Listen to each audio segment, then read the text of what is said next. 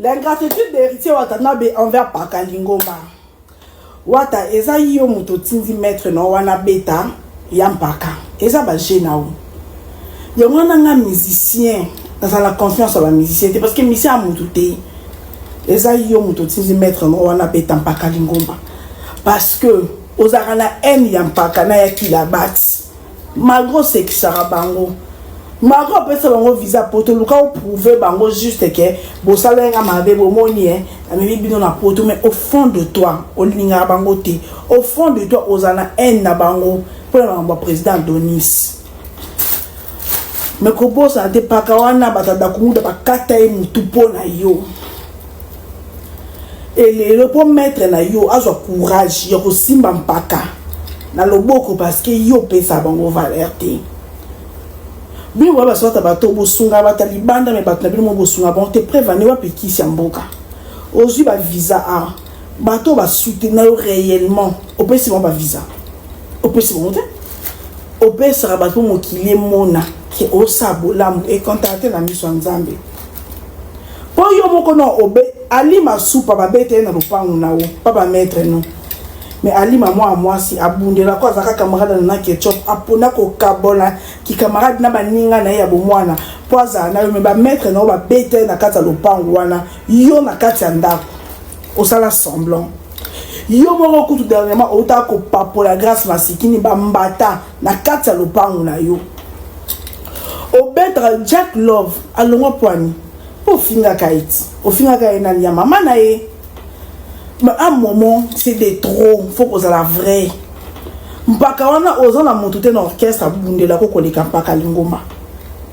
Ozana mutute o andimisaka batu yo koleka mpaka lingoma azate ozana na mutute. Batu yo oza sota mazo batu bakita ko bolamu na ndenga solo. Yo cha yo osumuta comme solo bolamu yo comme négliger. Un moment. Ozana na en mpaka. Et voilà, musicien za mutute. Musicien za mutute. Et voilà, on a encore musicien confiance. Et on a balouké la cabine à tout moment. Nde botika pa 41. Attends, 41 on a 35 va pesa raté. 35 va pesa raté. Pakaza bangu bato soka sale mission le makambono mokile tali yoki mais au triqué za yo héritier moto triqué. C'est pas bien ça gentillité. Et ça gentillité, ça na batu na yo na vrai. Soko linga mutute la ki c'est que na linga côté ozananga te non sojote, ko sa te olinga kampaka te olinga ya ki la batiste. Olinga bango te, oyina bona mutema no. Mais ko bosa na te basale la ope ya mingi. Soko tena malamu na bango na mabe na bango malamu na bango pa na yo eleki mabe na bango na ebele. Malam na bango eza mingi babundaka pose mo ba contrat mikiem ke kenda ko beta la ka bango na mutu babundaka molinga bango te yo muto tin eza yo muto tinzi être voilà yo muto tinda rabatu sabwe bude eza yo c'est pas bien héritier changer wapi bakisi mboka yo penza ozuba visa à des tours au tika qui s'amboka est-ce qu'ils ont un sens tant brigade nga kanira beta qui s'amboka mutanzima c'est ça qui va beta brigade à 4 brigades pour yo gagner ba delentia la wana mimba ko poto te point fali abandon na ko Congo la ba camarade na avant que na ba konifwati avant que na ba na quartier abandon na ba pirier abandon na ba pirier. Yo ba pire no ba pire no ouais bango mais bon pour tout ata ba grâce masikina na la vie na tikala ko ta ba concert grâce masikina muta kumba kutu la concert non pour la faire musique te ba te belé au salata au sombara bolingo c'est pas bien et là ça les a bien te na la no life lobby pour autre côté sikoyo ça fatigué lobby na kwa na live na pena na tala makambo la team ebele na zolo kaka moyen to beba na pona bandulu ba moko donc C'est une très très belle occasion pour moi. À demain. Bonjour, bonjour, salut à tout le monde. Voilà, nous sommes là pour votre service Gédéon Electrical. Oh là là là là là là. Vous êtes en Afrique du Sud, Cape Town, Johannesburg, Durbanville, Pretoria. En tout cas, contactez-nous. Le service sera bien fait. You are in Cape Town. We welcome to help you with your work, electrical problem. Our service are electrical, construction, domestic, commercial, industrial. Voilà. Tozali wana pona ko servir bino. En tout cas, Gédéon électricité eye pona ko salela mboka. Awana Afrique du Sud.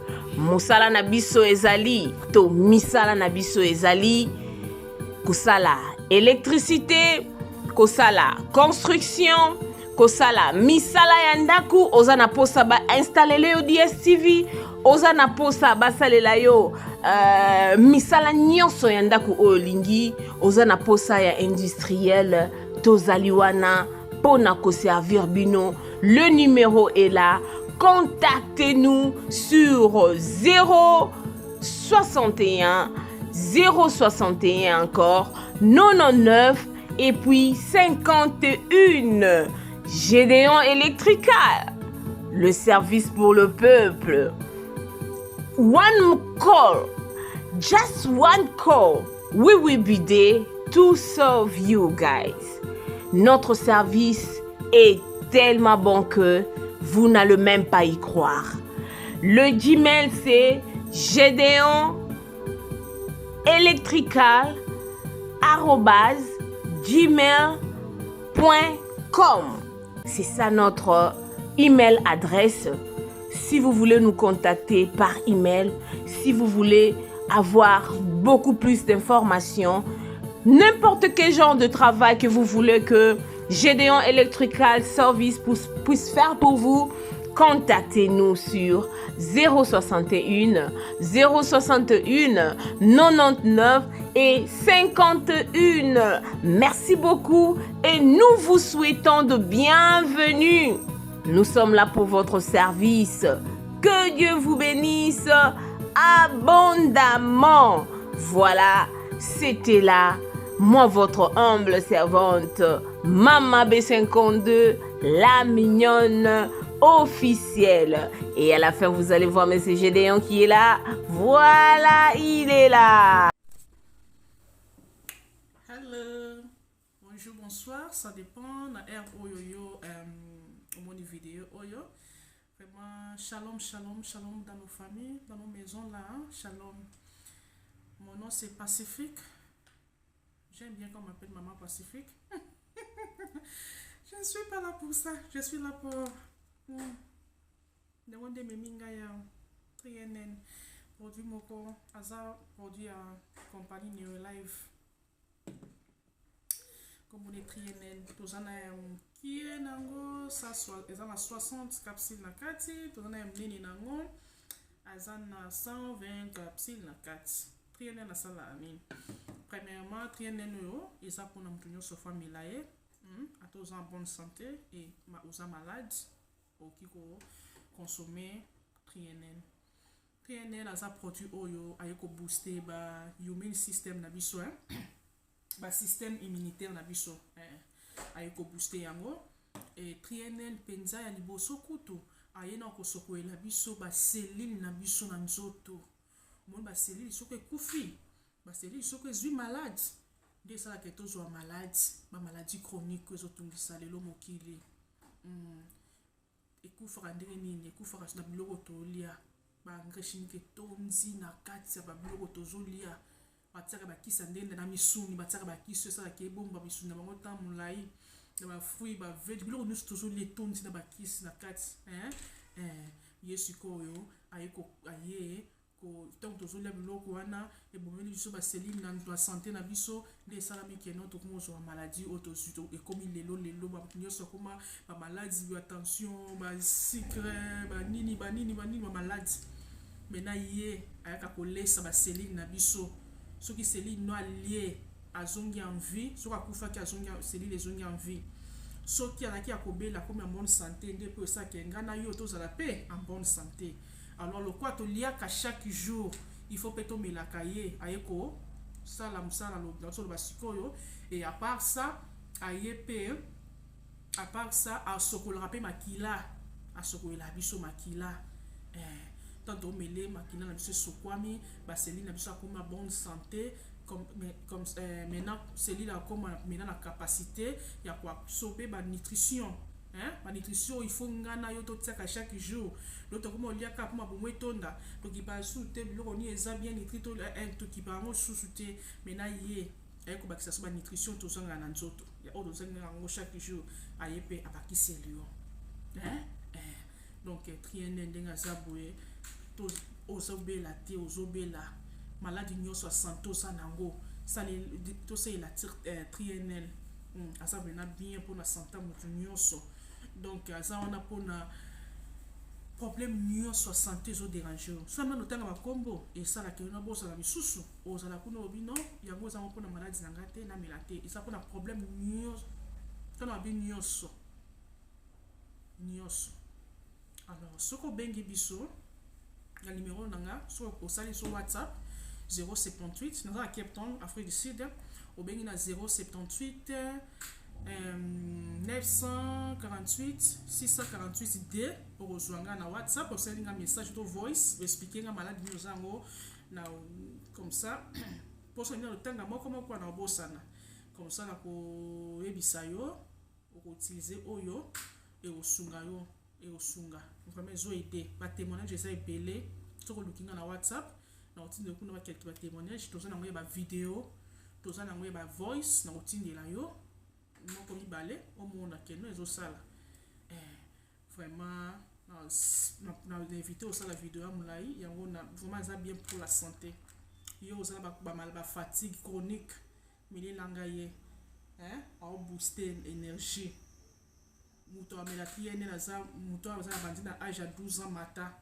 on amela trienne ya ba les autres ça ba produit belé ba traitement ya ba maladie nyonso to lobela ka na vidéo mususu oyaka to lobela ka pelo to lobaka trienne na lobela ka na mukuse vraiment yeyo so lingo yeba vraiment deep ya trienne luka biso na numéro na pesio to lobela yo na expliquer yo trienne ou bien otinde loku na expliquer yo trienne ou bien otinde loku tu photo na na explication ni nyonso tu peux comprendre anglais na tindelo ya anglais so français na tindelo ya français toza muto a besoin na toza na poto toza soko partout za na Congo wapi to tinda o muto za na AVC na za na témoignage muto AVC lukanga na opesa yo melela nga trienne no yo oza problème nyonso to na bi problème nyonso santé melela nga ye toza na traitement ba AVC ba diabète bani ezali nango sikoyo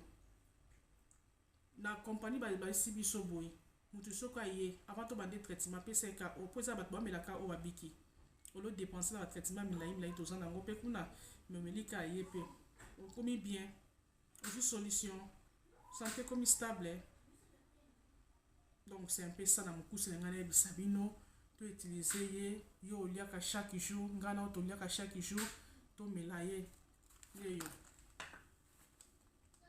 yeyo trienne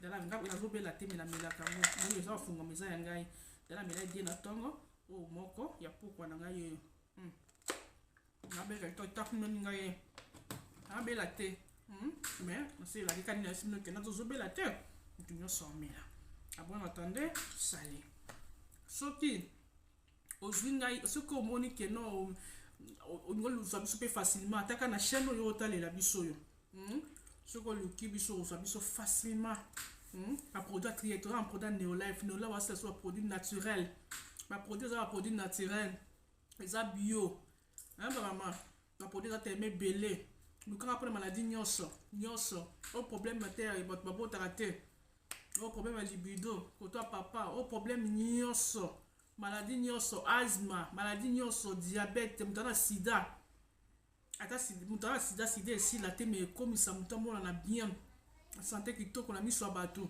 suki kitoko mamiso kitoko toza na kisa bongo o moni neti ye soki omele mpe bamama balingana bango tioko te bango balingana tioko te lokola mama pacifique soki ozomela ye akomisa te na o kitoko lokola ya babebe babouton ezala te azosilisa babouton akokomisa te kitoko o nzoto santé ekangami yoka su monene te ozolia ozomela no ozamo mpe bien mais santé nzoto akomisa santé ngebu azobongisa mpe kisotaka ntango kati na esokwami kitoko si bota libanda fo ebima ti pesa makambo pnl solution luka biso partout na numéro napesi bino to na chaîne otayela biso soso otala biso na tiktok na youtube partout place omondeli she okutani na oyo